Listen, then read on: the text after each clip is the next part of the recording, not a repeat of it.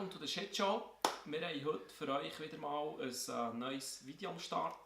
Das mal unser quasi erstes auf Schweizerdeutsch. Wir hatten ja eigentlich schon mal eins gehabt, aber das war mehr, wo wir das Equipment ausprobiert haben. Heute haben wir ein neues Format für euch am Start.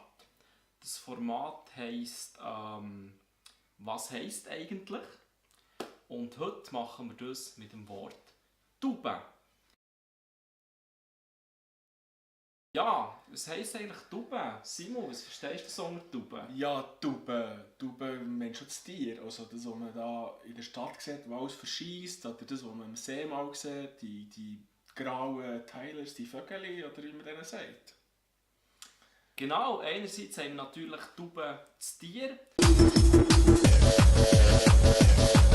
Andererseits jetzt gerade bei uns in der Umgebung oder im bernischen Dialekt, wahrscheinlich kennen das die meisten, sagen wir auch, zum Beispiel wenn ich gehe, zum Beispiel in der Bude, wenn ich Feierabend habe, sage ich «Hey, in die Tube nehmen». Das gibt es noch.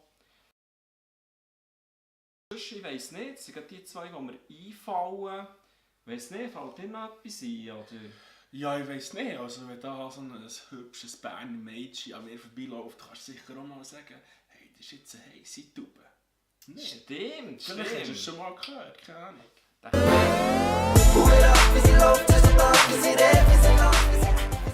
Hey, das ist genial, ey. So Zeug, das denke ich alle gar nicht, das fällt mir gar nicht ein. Hey. Ja, darum sind wir ja zu zweit, oder? Darum haben wir das Sein am Start. Sie können es alles haben.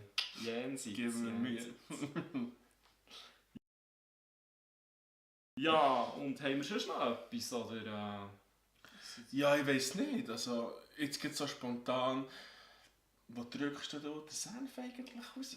Stimmt, ich habe gesagt, der Keim ist genial, er weiss alles. Also, wo drücken wir den Senf raus? Zum Beispiel in einer schönen Tommy-Tube.